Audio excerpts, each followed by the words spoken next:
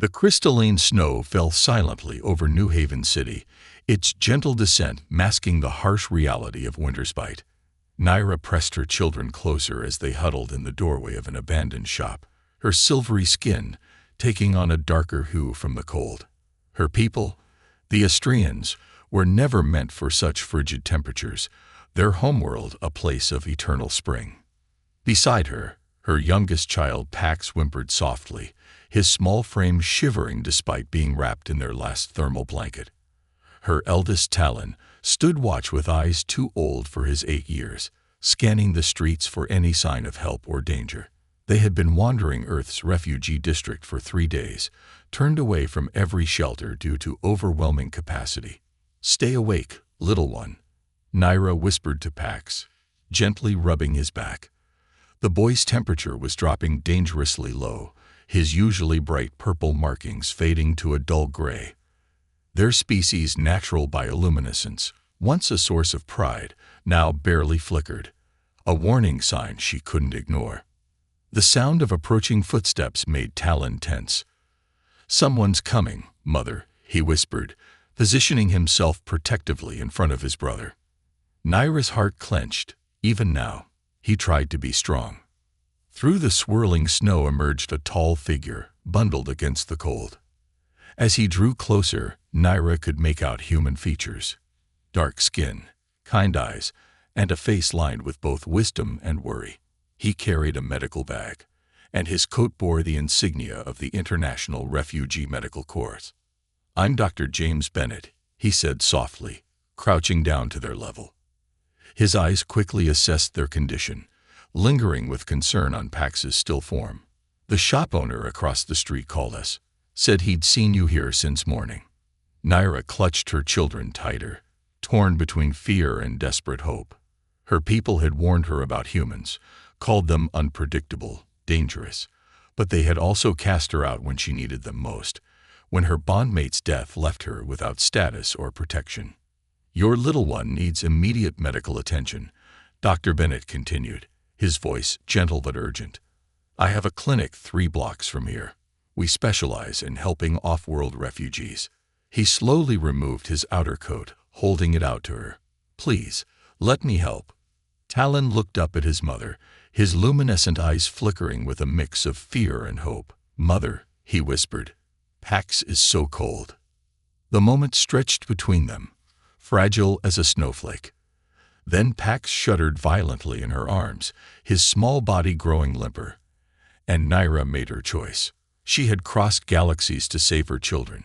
She would not let fear stop her now. "Please," she said, her voice rough from disuse, "help my son." Dr. Bennett moved with careful efficiency, wrapping his coat around them both. "Can you walk?" When Naira nodded, he gently lifted Pax into his arms, cradling the boy against his chest. "Stay close to me. The clinic isn't far." They made their way through the snowy streets, Talon gripping her hand tightly. The few pedestrians they passed barely spared them a glance. In New Haven's refugee district, such sights were all too common. The clinic, when they reached it, was a modest 3-story building with warm lights spilling from its windows. Inside, blessed warmth enveloped them. A female human nurse hurried forward, her eyes widening slightly at their appearance before professionalism took over. "Exam room 3 is ready, doctor." "Thank you, Rita," Dr. Bennett responded, already moving. "Get me a thermal regulation unit and call Dr. Harrison. We need her expertise with Astrian physiology." The next hours passed in a blur of medical terminology and gentle hands. Pax was stabilized, his natural glow slowly returning as his temperature normalized. Talon refused to leave his brother's side, his own exhaustion evident in the way he swayed on his feet. As night fell outside the clinic windows, Dr. Bennett found Naira watching her sleeping children from a chair beside their bed. He pulled up another chair, offering her a steaming cup of something that smelled sweet and unfamiliar. "It's called hot chocolate," he explained, seeing her questioning look. "Earth comfort food. You look like you could use some comfort." Naira took the cup carefully, its warmth seeping into her hands. "Why?" she asked finally. "Why help us?" Dr. Bennett was quiet for a moment, studying the sleeping children. "Because every life has value," he said simply. "Because no one should have to watch their children freeze. And because sometimes all it takes to change someone's world is one person willing to help." The hot chocolate was sweet on her tongue, nothing like the bitter herbs of her homeworld. Different, but not unpleasant, like this strange new path opening before her. Outside, the snow continued to fall, but for the first time since landing on Earth, Naira felt warmth bloom in her chest that had nothing to do with temperature. Her children were safe. They were warm. And perhaps, just perhaps, they had found more than just shelter in this human city of steel and snow. Dawn broke over New Haven City, painting the clinic walls in soft golden hues. Naira woke to find Pax curled against her side, his purple markings now glowing with renewed vitality. Talon had finally succumbed to exhaustion, sprawled in a chair by the window, his face peaceful for the first time in days. The quiet moment was interrupted by a gentle knock. Dr. Bennett entered, carrying a tray loaded with what appeared to be breakfast. His dark eyes crinkled with warmth as he saw the children sleeping. "I brought some Earth food," he said softly, setting the tray down. "Nothing too exotic, just some oatmeal with honey. It's similar to the grain porridge from your world." He paused, studying her face. "How are you feeling?" Naira straightened, unconsciously smoothing her silver-threaded hair. "Better," she admitted. The word felt inadequate for the depth of her gratitude. But human languages lacked the subtle harmonics of Astrian speech that could convey such complex emotions. "Your children's vital signs have stabilized," James continued, checking the medical monitors. "But I'm concerned about long-term arrangements. You have somewhere to go." The question hung heavy in the air.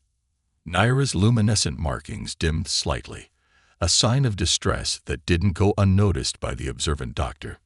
"We cannot return to our people," she said finally. "When my bondmate Karen died, we lost everything.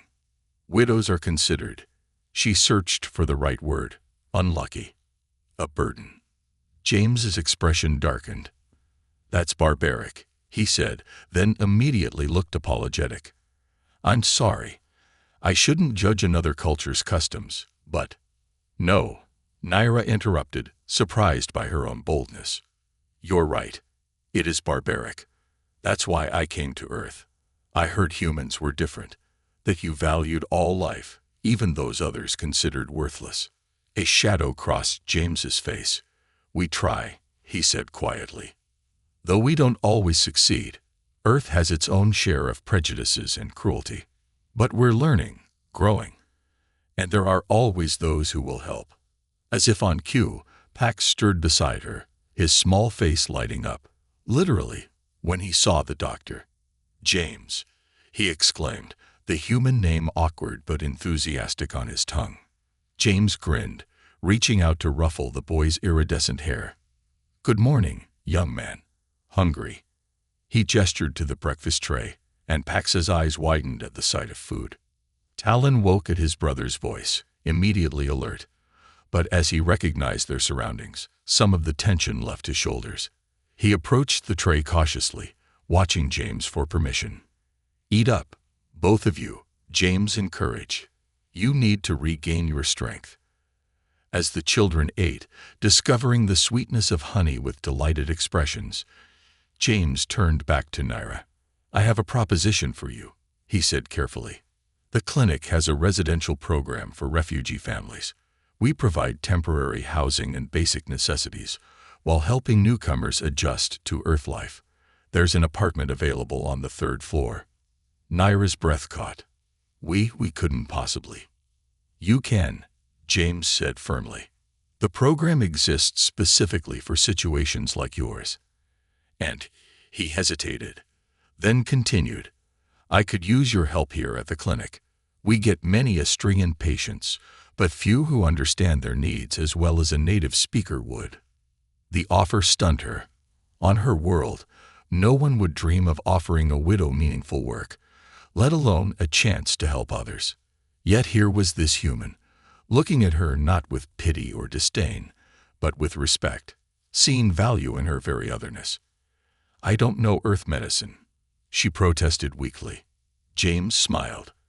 "But you know your people, their customs, their fears, their needs. That knowledge is invaluable. We can teach you the rest." Talon, who had been listening intently while pretending not to, spoke up. "Mother was a healer's apprentice before father died." His voice caught slightly on the words. James's eyebrows rose with interest. "Is that true?" Naira nodded slowly. "I had nearly completed my training when I bonded with Kiran. But after his death," she left the sentence unfinished. They all knew how that story ended. "Then it's settled," James said, his tone brooking no argument. "You'll stay, learn Earth medicine, and help us bridge the gap between our peoples." His expression softened. "Unless, of course, you'd rather not." Naira looked at her children, Pax contentedly spooning honey into his mouth, Talon's eyes bright with hope for the first time in months. Then she looked at James, this human who had offered them not just shelter, but a future. "We'll stay," she said softly, her markings glowing with quiet joy. "Thank you." James's smile was like the dawn breaking over New Haven, warm and full of promise. "Welcome home, then," he said simply, and in those words, Naira heard the beginning of a new chapter in their story.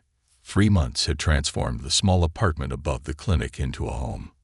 Naira stood by the window, watching the first signs of spring emerge in New Haven's refugee district.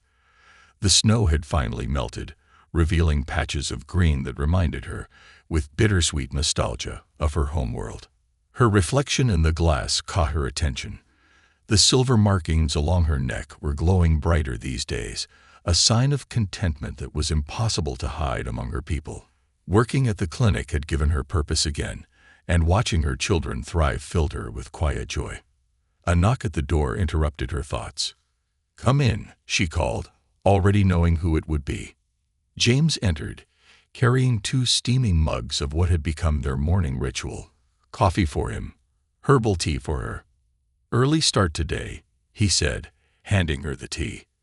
"We have new refugees arriving, a group from the outer colonies. Some of them are Austrian." Naira's markings flickered with concern. "Recent exiles." James nodded, his expression grave. "Similar situations to yours. The cultural attaché warned us there might be some resistance to receiving help from." He hesitated. "From a widow." Naira finished for him. "It's all right, James. I've faced their prejudice before." He stepped closer, his presence warm and solid beside her. "You shouldn't have to." The proximity sent a flutter through her markings that she hoped he wouldn't notice.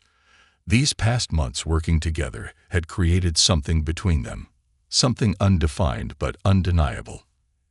Every shared smile, every accidental touch, every late-night conversation over patient files had built a bridge between their worlds. "Some traditions," she said softly, "deserve to be challenged." Their eyes met in the reflection of the window, and for a moment neither spoke. Then the clinic's morning bustle intruded.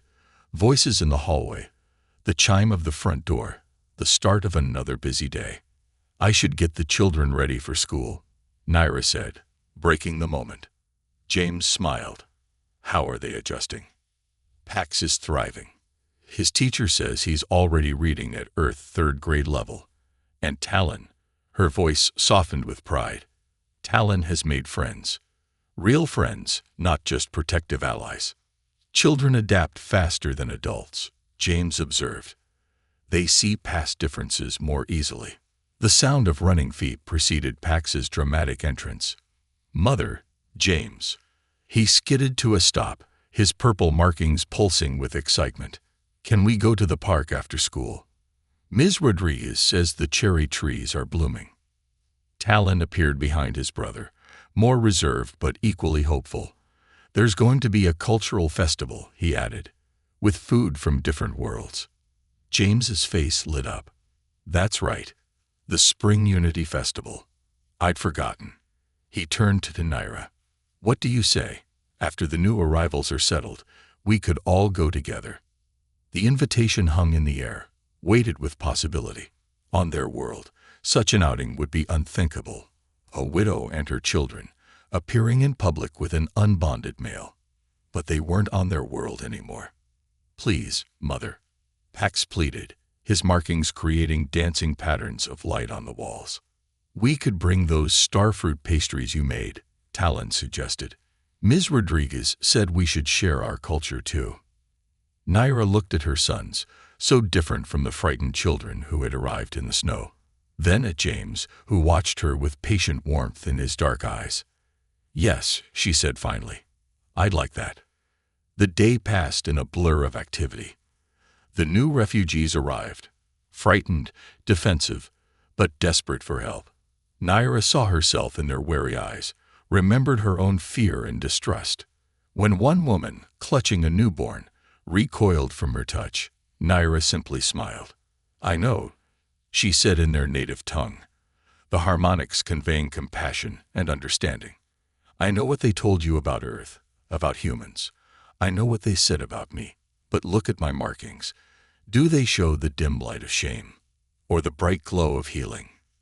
The woman's own markings flickered with surprise, then cautious hope. "You work here, with humans." "I do more than work here," Naira replied. "I live here. My children attend their schools, and I've learned that sometimes the greatest wisdom comes from being willing to question what we've always been told." By afternoon, the new arrivals were settled, their immediate medical needs addressed. Naira found James in his office, reviewing patient files. "Ready for some fresh air?" he asked, looking up with a smile that made her markings pulse. The park was alive with the colors and sounds of the festival. Vendors sold food from a dozen worlds, the aromas mixing in the spring air. Pax dragged them from stall to stall, wanting to try everything. Talon found his school friends, their easy acceptance of his alien features a testament to humanity's capacity for growth. As sunset painted the cherry blossoms pink, James and Naira found themselves sitting on a bench, watching the children play. Their shoulders touched, and neither moved away. "Thank you," Naira said suddenly. "For what?" "For showing me that different doesn't mean wrong. That change doesn't mean loss." She turned to face him, her markings glowing with an emotion she no longer wanted to hide. "For helping me find not just survival, but life." James's hand found hers, warm and steady. "Thank you for trusting us, for trusting me." Around them, humans and aliens mingled freely, sharing food and laughter under the blooming trees.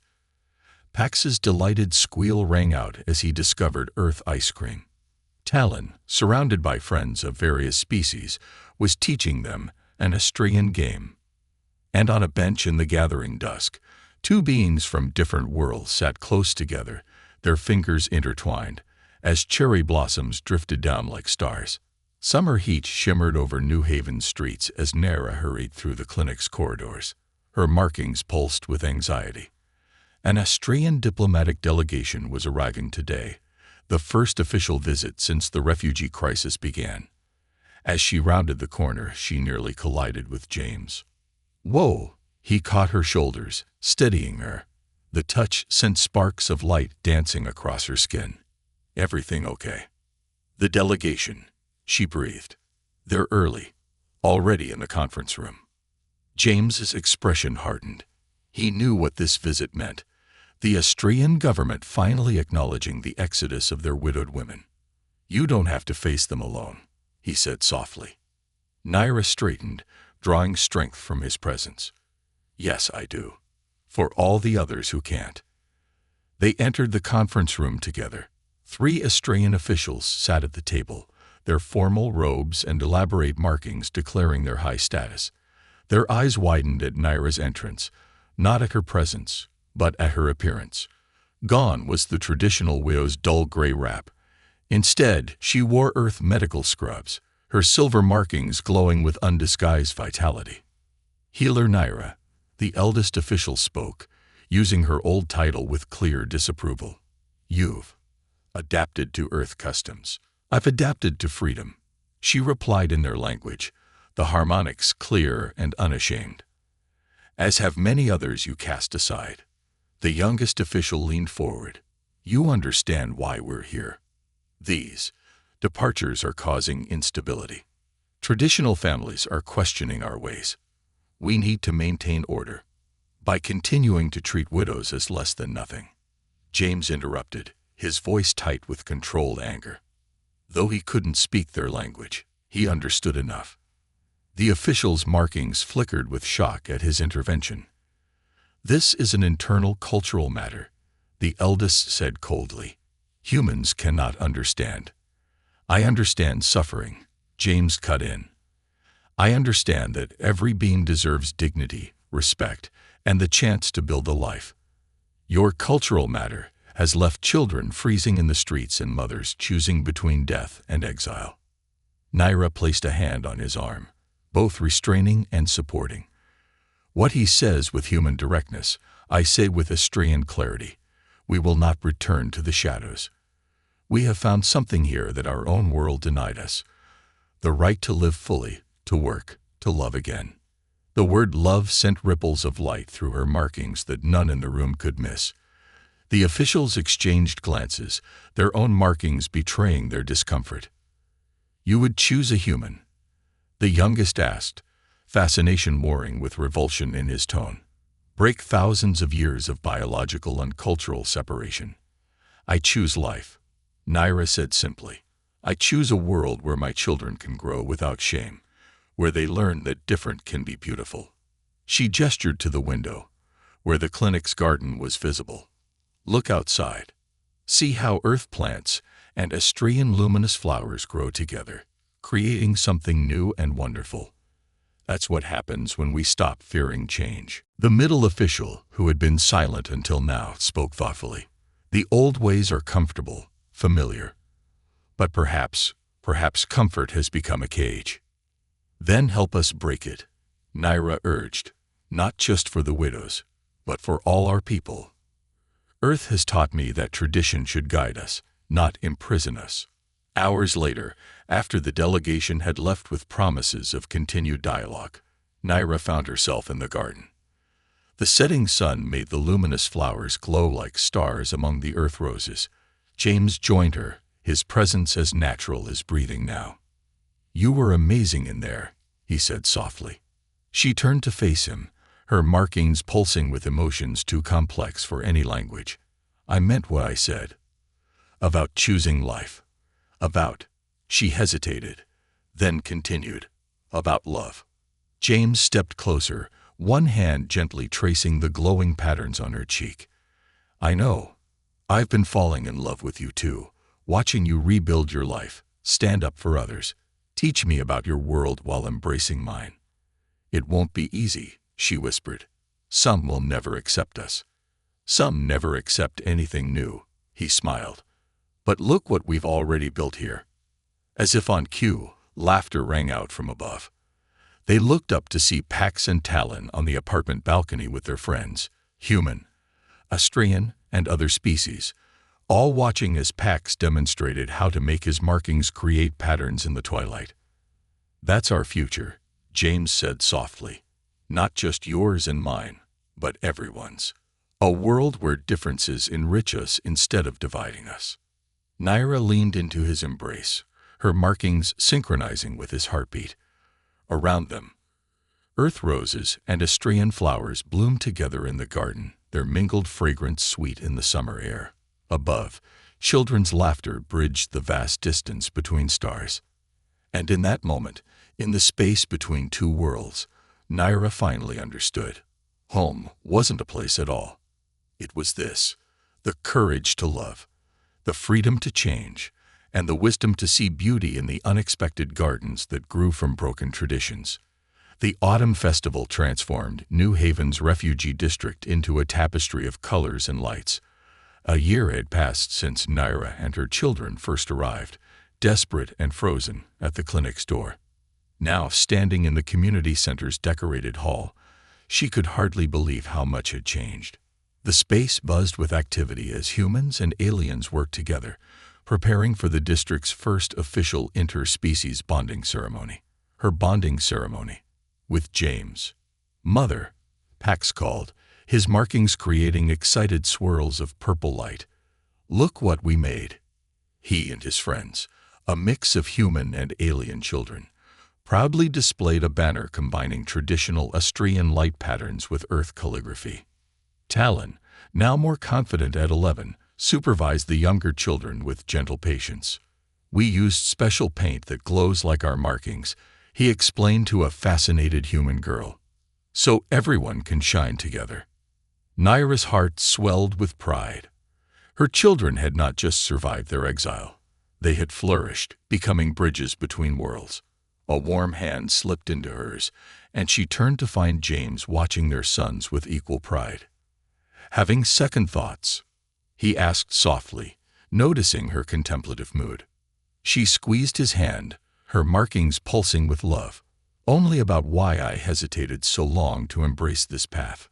The ceremony would blend both their traditions, an unprecedented event that had drawn attention from both worlds. The Austrian Council, influenced by the changing attitudes among their people, had officially recognized interspecies unions. It was a small step, but a significant one. Dr. Bennett, Rita, the head nurse, called from across the hall. The delegates are arriving early. James gave Naira's hand another squeeze before heading off to greet them. Through the windows, she could see more guests arriving. Humans and aliens, former refugees and local residents, all coming together to celebrate not just a union between two people, but the possibility of a more inclusive future. Among them were faces she recognized from her darkest days. Other Austrian widows who had followed her example, finding their own paths to new lives. Some had pursued careers, others had found love with humans or other species.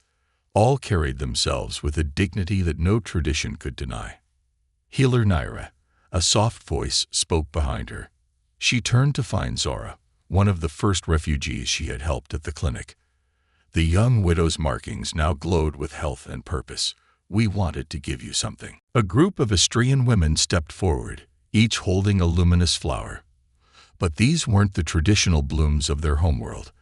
They were hybrids, developed in Earth's soil, combining the light of their native plants with the hardiness of Earth species. They call them star roses, Zora explained, her markings shimmering with joy. Like us, adapted, evolved, but still carrying our inner light. Naira accepted the flowers, emotion making her own markings pulse brightly. They're perfect, she whispered. The ceremony itself was a celebration of everything they had built. James stood beside her, handsome in a suit embedded with light-catching threads that complemented her markings. Pax and Talon, dressed in clothes that blended Earth and Austrian styles, proudly performed their roles as ceremony bearers. As they exchanged their vows, James in carefully practiced Austrian harmonics, Naira in English that now felt as natural as her native tongue. She saw tears in many eyes, both human and alien. They were tears of hope, of recognition, of possibility. Love, James said, his voice carrying across the hushed hall, doesn't recognize the boundaries we create. It flows like light between stars, finding paths we never imagined existed. And in its radiance, Naira continued, her markings synchronizing with his heartbeat, we find not just each other, but our better selves. The traditional bonding crystal, when placed between them, caught their combined essence, human warmth, and Austrian light merging to create something entirely new. A gasp rippled through the crowd as the crystal glowed with unprecedented brilliance. Later, as music filled the hall and guests from a dozen worlds celebrated together, Naira found a quiet moment with her family. James held her close while their sons demonstrated Earth dances to young Austrians, their laughter bridging any linguistic gaps. Look, Talon said suddenly, pointing to the window. Outside, the first snow of the season was falling. No longer an enemy, but a reminder of their journey. Through the glass, they could see the clinic where their story began, its windows warm and welcoming to any who might need shelter. From one snowfall to another, James mused, but worlds apart. Naira rested her head on his shoulder, watching the snowflakes dance in the light from her markings. No, she said softly, not apart at all. This is where the worlds meet, where we learn that love doesn't divide. It multiplies. In the garden below, the star roses continued to glow, their light undimmed by the snow. Like the community they had built, like the family they had become, they were proof that the most beautiful things could grow in unexpected places. And as the celebration continued around them, Naira knew that this wasn't just an ending. It was a beginning. Each day would bring new challenges, new opportunities to bridge divides and challenge old fears. But they would face them together, their love a beacon for others who might follow. For in the end, the greatest journeys weren't measured in light years or parsecs, but in the distance between hearts. And that distance, as Naira and James had proven, could be crossed with courage, compassion, and the willingness to see beauty in difference.